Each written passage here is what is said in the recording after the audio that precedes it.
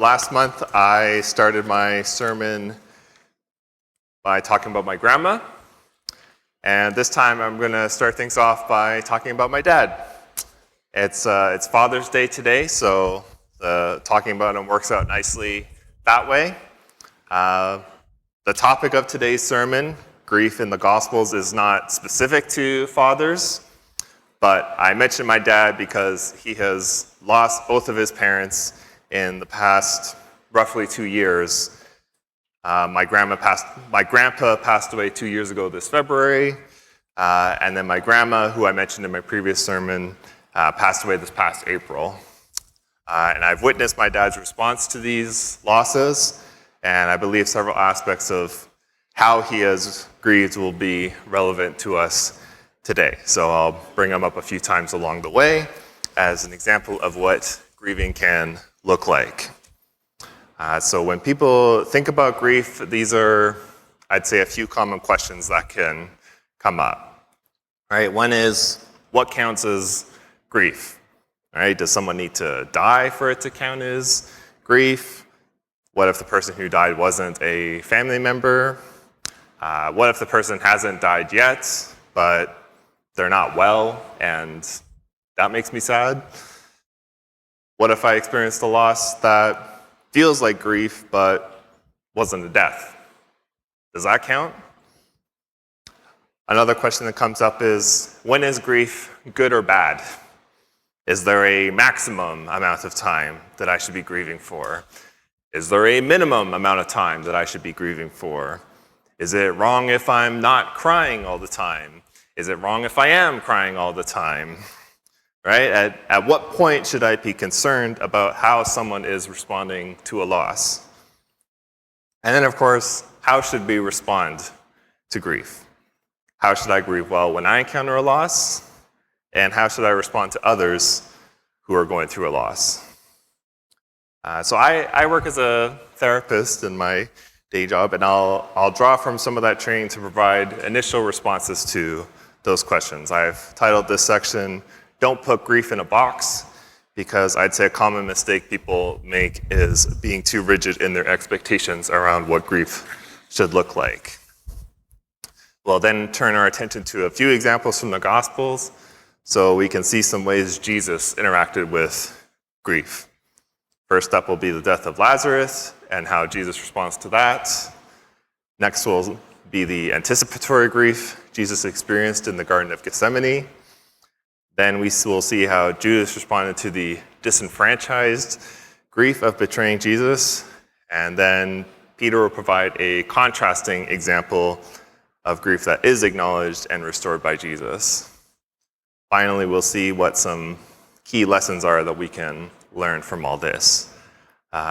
Also, if you're not sure yet what terms like anticipatory grief or disenfranchised grief mean, don't worry, I will get to those definitions when the time comes. And I'll give a few other definitions as well.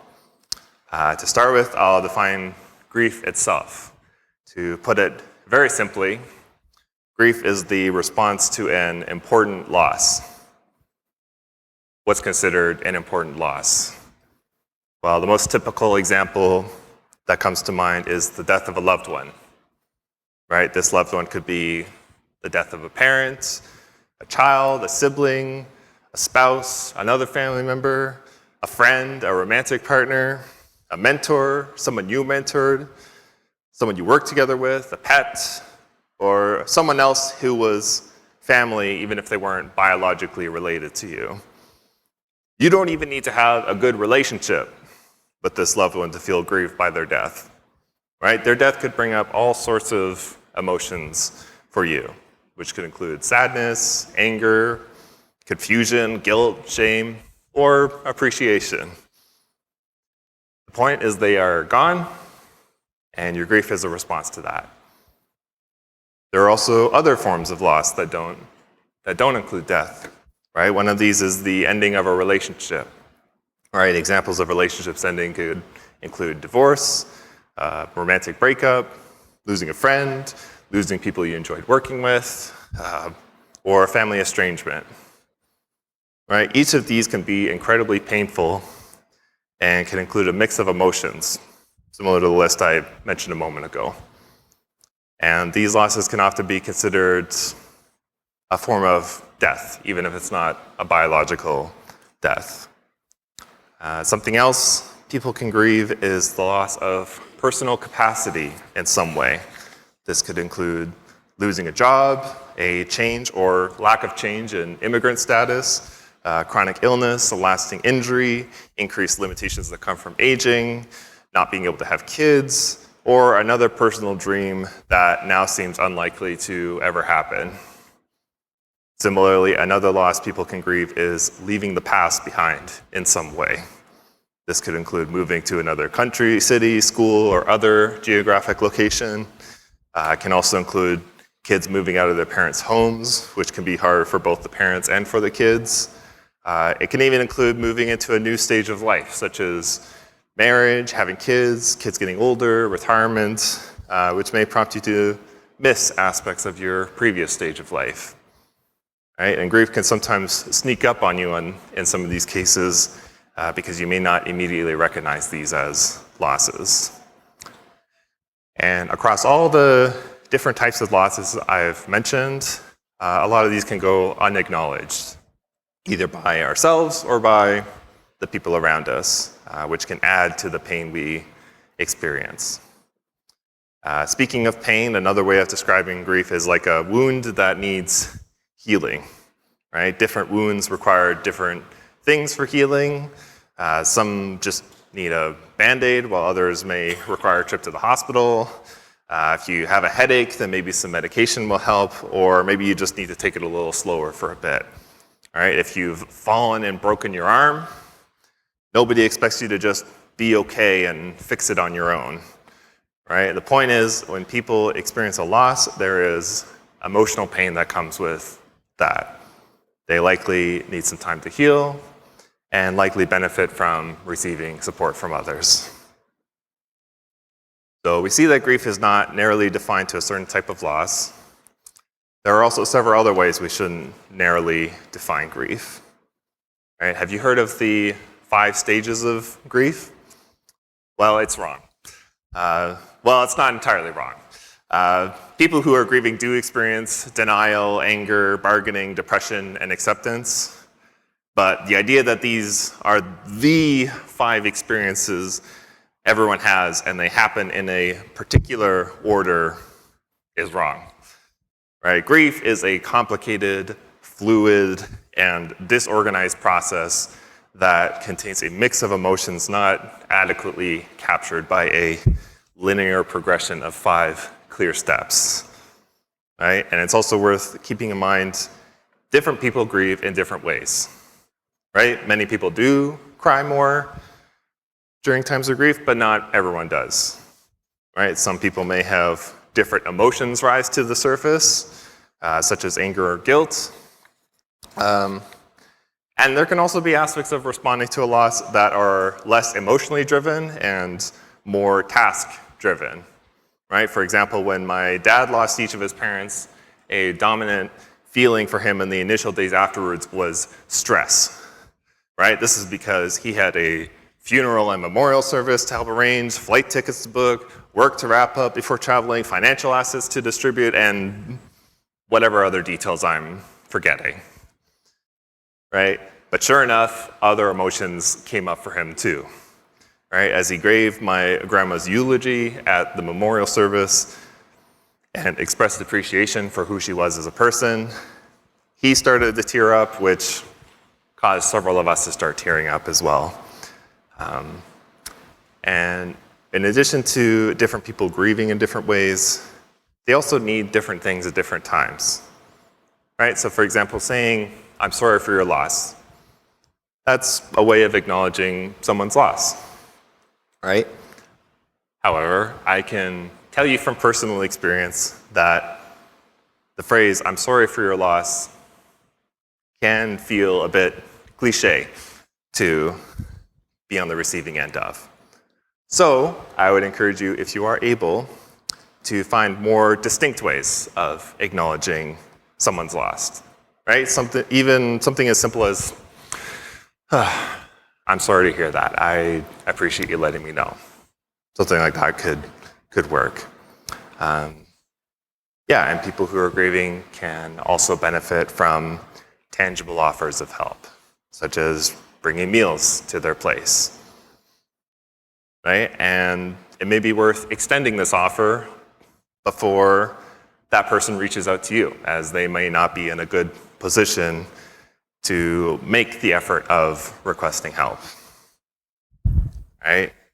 So another example for my dad, he was looking for a Blue Jays hat for my grandpa's memorial as a memento to my grandpa because he was a Blue Jays fan, right? And so I ended up joining my dad in this search for a Blue Jays hat, not because my dad particularly needed my help finding a hat, but because it was just a way for us to spend a bit of time together during that period. Right? So people grieve in different ways and need different things at different times. How are we supposed to respond to this? All right, what if I say or do the wrong thing? Well, I would say make an effort anyway. Right? Try to say things that acknowledge a person's loss without minimizing it. Right? For example, saying, that's a tough thing to go through, will probably land better than, well, at least they're in heaven now, or cheer up, it's not so bad, right? And try as well to offer tangible help, whether it was explicitly asked for or not. Right? Maybe you'll sometimes get it wrong in terms of offering the person what they need and what they were looking for in that moment. Honestly, that's probably okay, right? The far more common misstep that people make is not saying or doing anything because they worry about doing it wrong. And so I'm here to tell you that you're more likely to get it right if you're open to possibly getting it wrong. And so the way people grieve it's often healthy, it's often appropriate, even when there is pain. However, there are times where the process of grief gets stuck along the way, right? And how can we tell when this is happening? Well, one way is to see if the person grieving is gradually getting better or worse over an extended period of time. Right? The usual process of grief tends to be like the healing of a wound, where it tends to hurt more in the early stages and then less and less as time goes on, even if the pain flares up from time to time. However, for some people, those wounds don't seem to heal properly, but instead stay the same or get worse. Right? And a common reason why this grief process can get stuck is if the nature of the loss was unexpected or violent, right? For example, if a loved one dies by suicide, that is not going to be straightforward to move on from, right? And you can imagine there are various other examples of these especially painful kinds of losses. And then a common way people who are stuck in the grieving process can respond is through substance abuse. You know, this could be alcohol, drugs, or other forms of substance abuse. And this person, they may know that what they are doing is not helping them in the long term, but the distress that they are dealing with is so intense that they find themselves unable to think beyond numbing the pain in that moment. And then in some cases, this stuck grief process can lead a person to contemplating or even dying by suicide. This is how bad it can get when the grief process gets stuck. And so how do we prevent people from getting to this point? To be honest, I'm not going to be able to fully answer that question in the time we have now, but I can tell you that these people require extra support, whether that's from family, friends, pastors, therapists, other healthcare professionals, and definitely from God. And I'll also provide definitions for anticipatory grief and disenfranchised grief later, but for now, let's get to the Bible. So first up, we have the death of Lazarus in John 11. I'll start at verse 17 and go up to verse 44. Now, when Jesus came, he found that Lazarus had already been in the tomb 4 days. Bethany was near Jerusalem, about 2 miles off, and many of the Jews had come to Martha and Mary to console them concerning their brother. So when Martha heard that Jesus was coming, she went and met him, but Mary remained seated in the house. So far, we have a relatively normal-looking scene. People have come to mourn the loss of Lazarus with Mary and Martha. Some of these people may have been professional mourners who were hired in that time to loudly wail and weep with the intent of helping people express their sorrow. Jesus and his disciples also show up. They are not professional mourners. We know from other points in the gospel that Jesus has a pre-existing relationship with Martha and Mary. And so then we see Martha's response to Jesus in the loss of her brother. Martha said to Jesus, "Lord, if you had been here, my brother would not have died." It's a worthwhile point for Martha to make. She knows Jesus can and does heal. Why not heal Lazarus before it was too late? But even now, I know that whatever you ask from God, God will give you. Martha raises the point that Jesus could have healed Lazarus, but does not sink into cynicism. Martha had faith in Jesus that did not depend on the circumstances she was facing. How will Jesus respond to this? Jesus said to her, "Your brother will rise again." What? That's quite a claim to make. He's dead. What do you mean he will rise again? In fact, don't you think that's an insensitive thing to say to someone whose brother just died?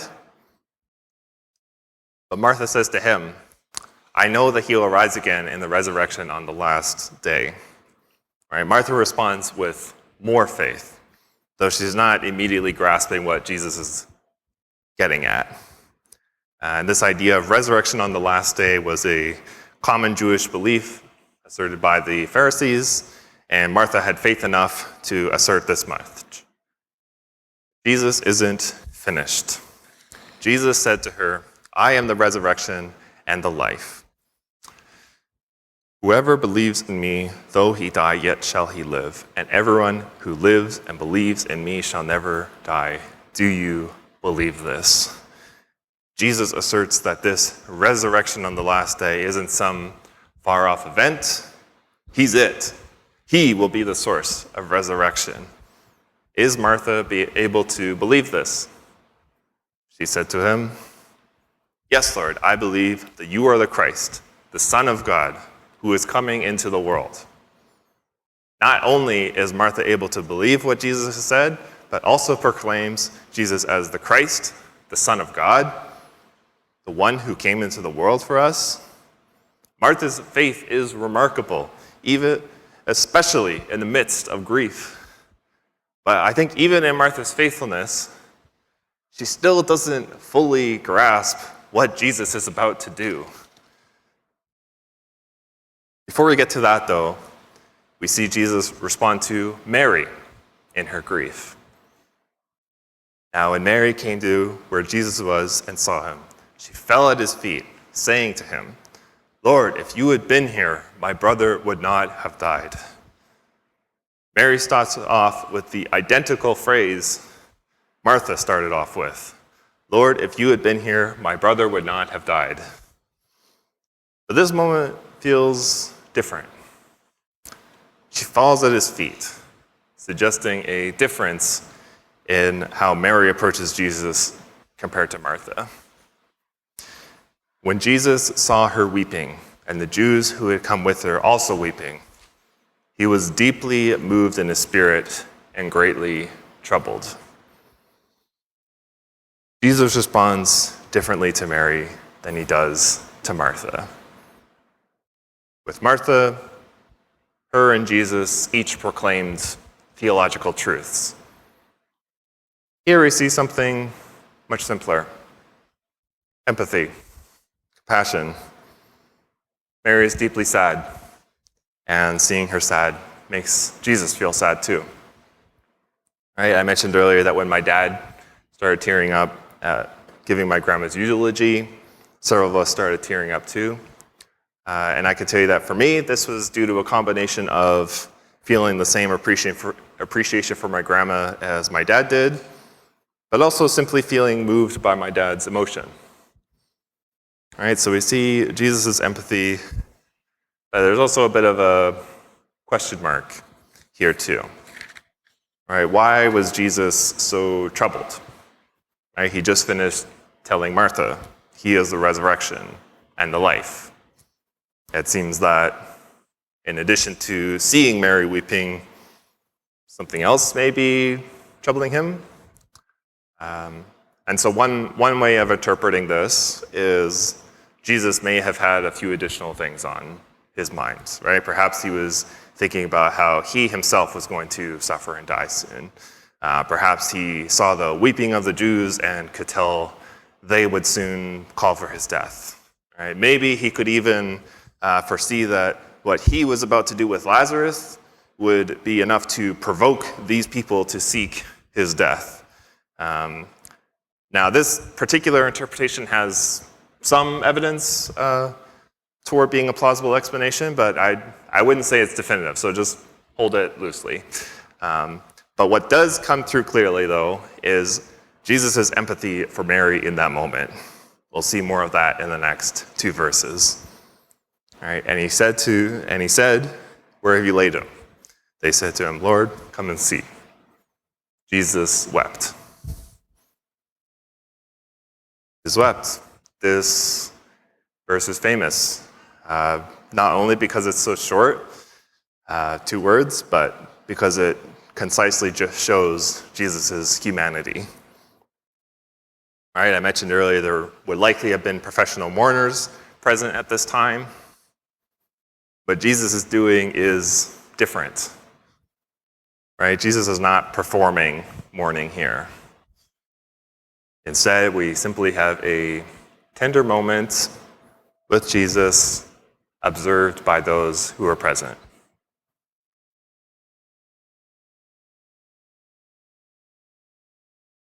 Then Jesus arrives at the tomb, and things take a turn. All right, so then Jesus, deeply moved again, came to the tomb.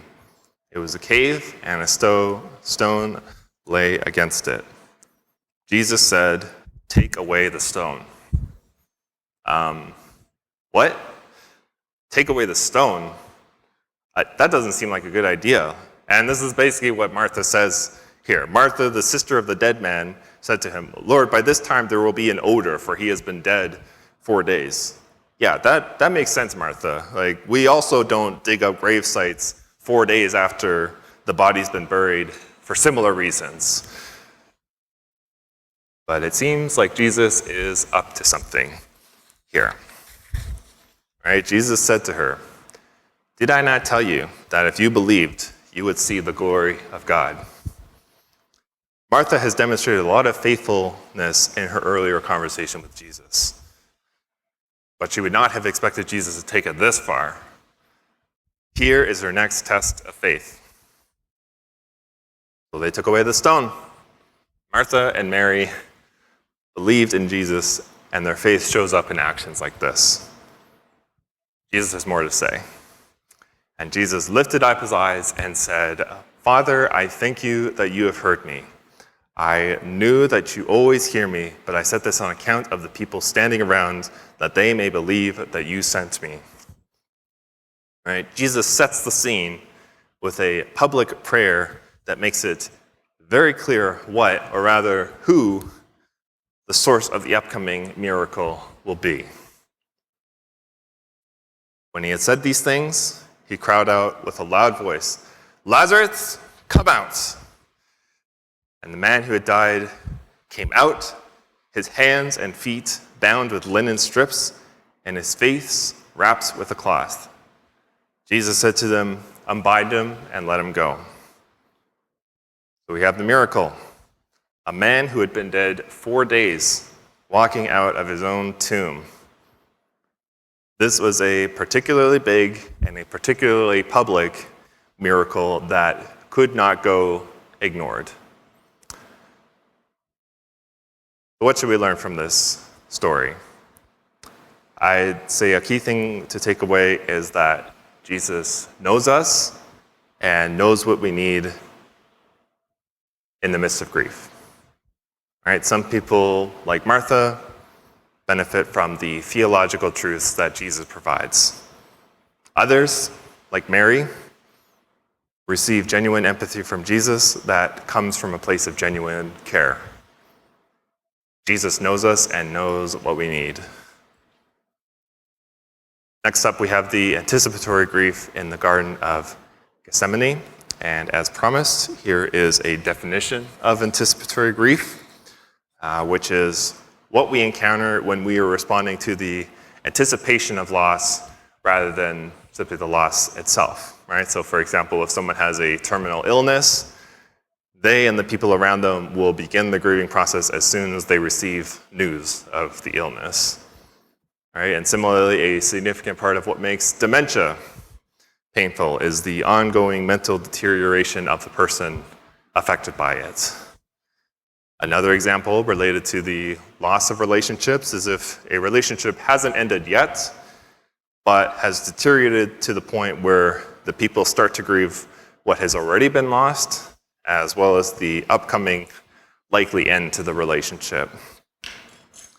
One other example can be as a new life stage transition, such as going to university, getting married, having kids, retiring, is about to begin, which can prompt similar feelings of anticipatory grief.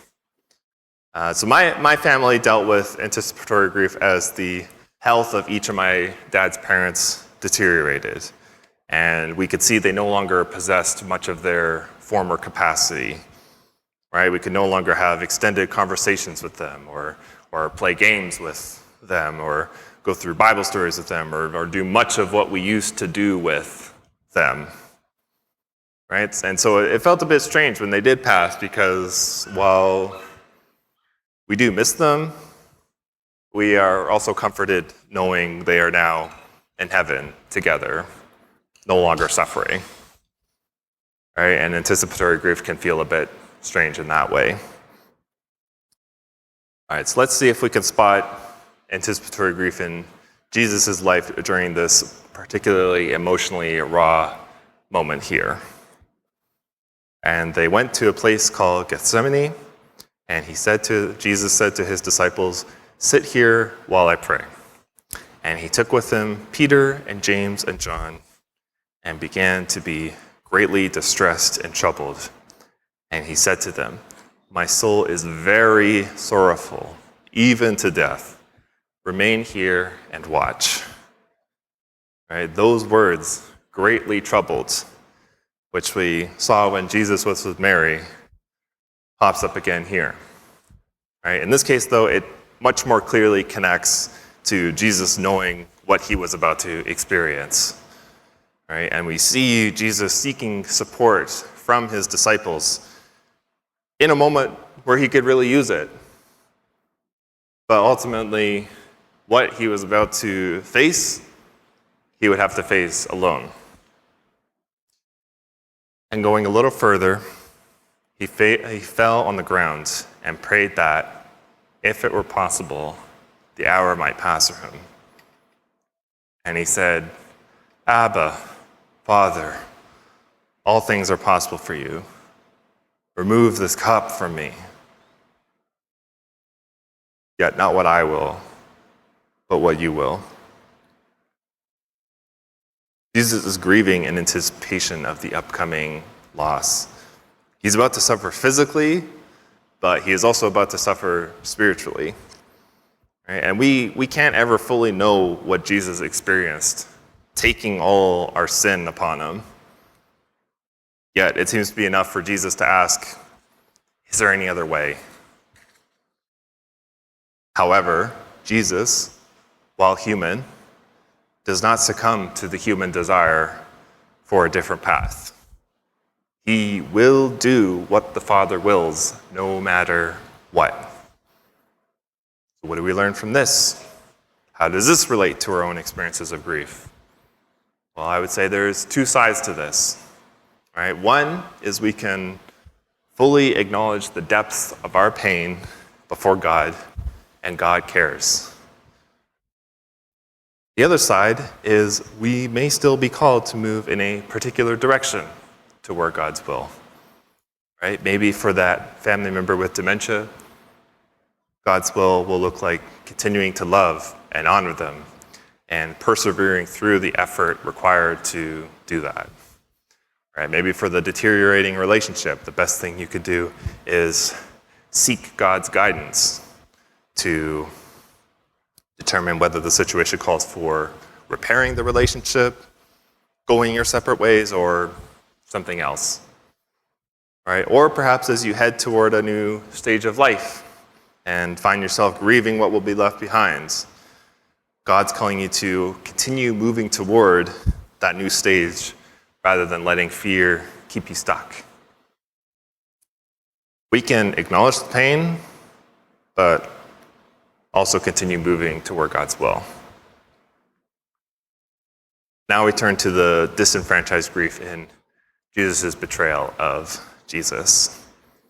And so the time has now arrived for me to define disenfranchised grief. Right? And this is when a person grieves a loss that is not openly acknowledged or accepted. Right? And so a few examples of these types of losses include miscarriages, abortions, romantic breakups, and losing a friend. And these experiences and others can leave a person confused about how to feel, guilty about what they did or didn't do, and so ashamed that they keep these experiences hidden from everyone. And it's not like the pain goes away when it's hidden. Right? Instead, the hiding often makes it harder to move toward recovery. Right? And I've dealt with several experiences of disenfranchised grief, particularly around losing friendships. Right? And I'm not going to give details here in terms of what happened specifically, but I can speak to how I was affected. Right? Some emotions that came up during these times were sadness, anger, anxiety, feeling betrayed by some of these people, as well as feeling guilty about some of my own actions. And the experiences themselves were painful, but what made it worse was going through it alone. Right? And many of the experiences, I felt the need to hide what I was experiencing from others. And I mean, I may have been partially justified in this instinct since, not everyone needs to know everything about my life. But I can tell you that acting like everything is fine while you're hurting, that hurts more. It's an area I'm working on. And I'd say we see disenfranchised grief in Judas' betrayal of Jesus and the response to that betrayal. First, we'll look at the betrayal itself. Then Satan entered into Judas, called Iscariot, who was of the number of the 12. He went away and conferred with the chief priests and officers how he might betray him to them, how he might betray Jesus to the chief priests. And they were glad and agreed to give him money. So he consented and sought an opportunity to betray him to them in the absence of a crowd. Judas could have had various motivations for betraying Jesus. Maybe he was expecting Jesus to be a certain kind of king, and it became clear Jesus wouldn't be that. Maybe he was trying to force Jesus' hand to move more forcefully toward establishing his kingdom. Or maybe he just wanted the money. Although he only got 30 pieces of silver, and that wouldn't have been that much money. The Bible doesn't really explain Judas' motivation in any of those ways. Instead, we are told that Judas' motivation came from Satan, and Judas went through with it. Let's see how that decision turns out for Judas. Then when Judas, his betrayer, saw that Jesus was condemned, he changed his mind and brought back the 30 pieces of silver to the chief priests and the elders, saying, "I have sinned by betraying innocent blood." Judas seems to experience guilt after betraying Jesus. It also seems that in his attempt to remove some of that guilt, Judas returns the money. And I would say Judas is grieving the betrayal of someone he cared about and is desperately looking for a way to address it. So Judas comes to the religious leaders in his grief, and how do they respond? They said, "What is that to us? See to it yourself." They possess no empathy for Judas. They have concluded their business with him, and if he's having regrets, then too bad. Right? And so I'd say the grief Judas is experiencing will not be acknowledged by the religious leaders, and Judas doesn't know who else he can turn to.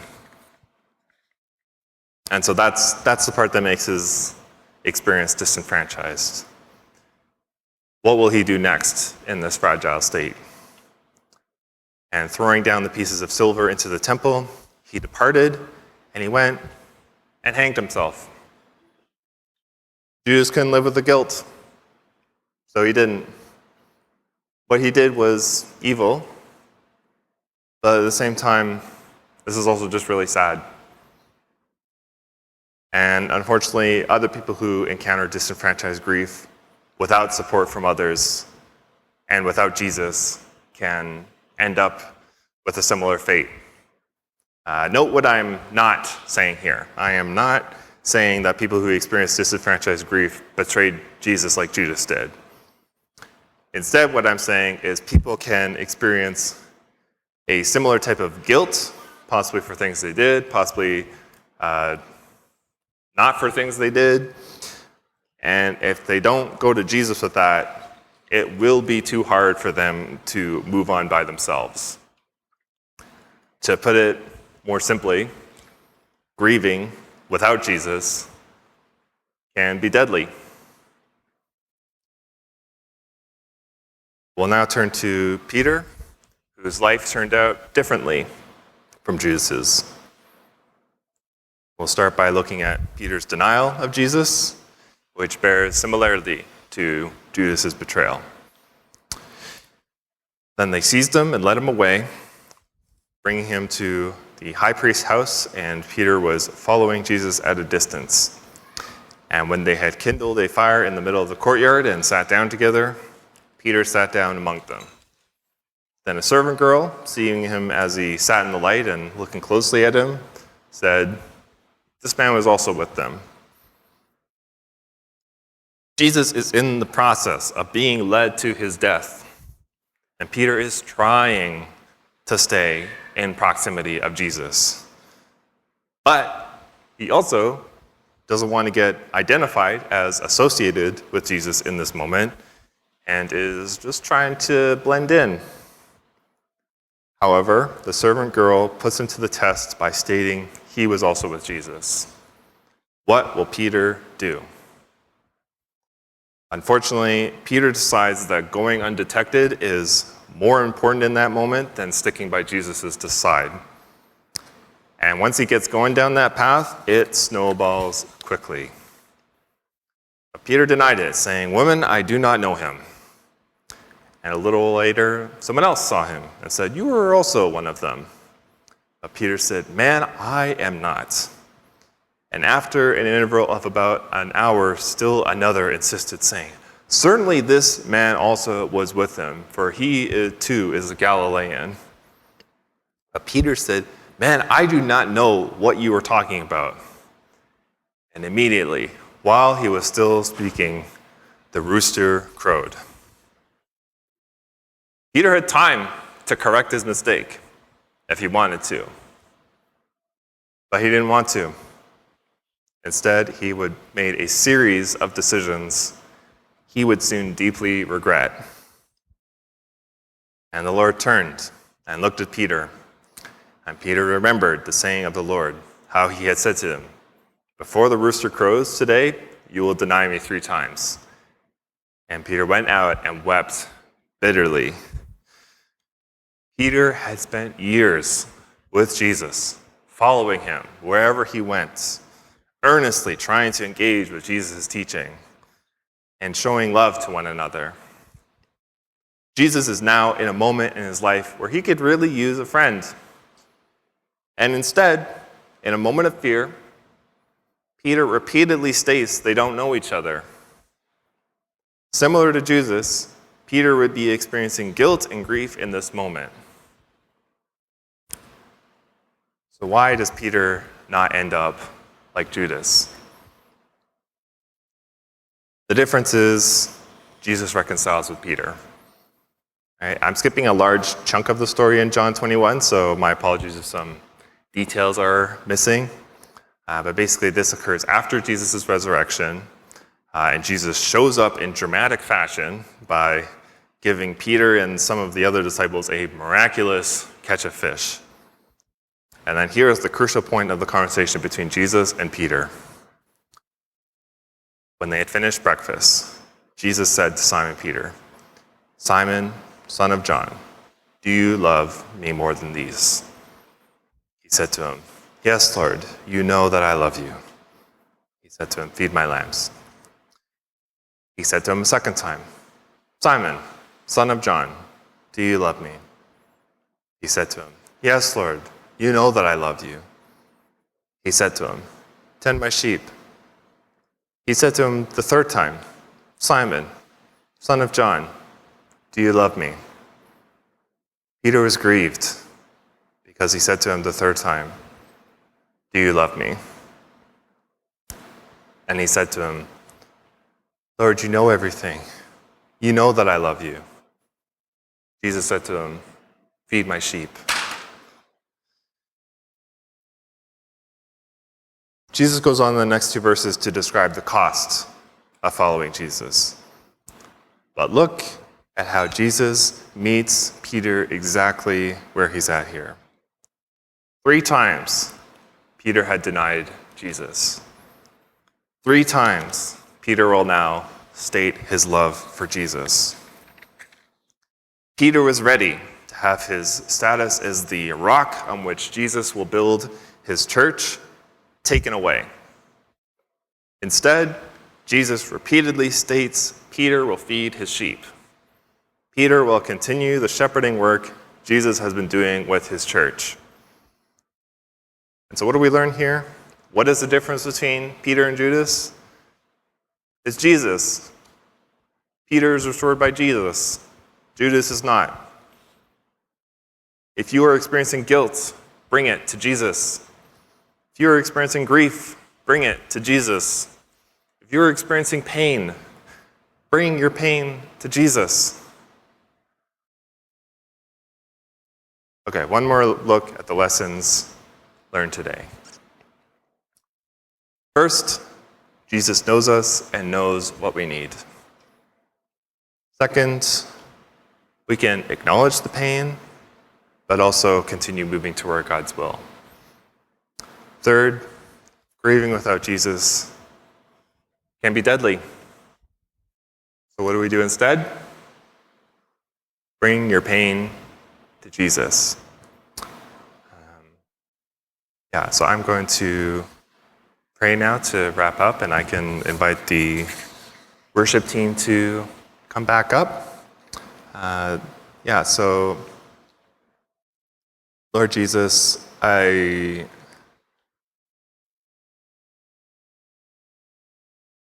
thank you that you not only saved us, but you went through what we went through.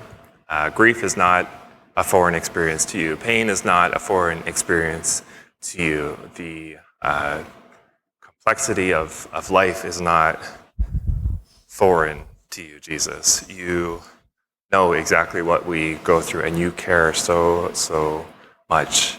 And I pray that if there's anybody here today who does not have you in their lives, I pray that they would accept you into their lives, and you would join with them. I pray if there's anybody here who is grieving in some way or another, that you would provide exactly what they need. Whether it's through a miracle, whether it's through other people, whether it's through your word. You know us and you know what we need.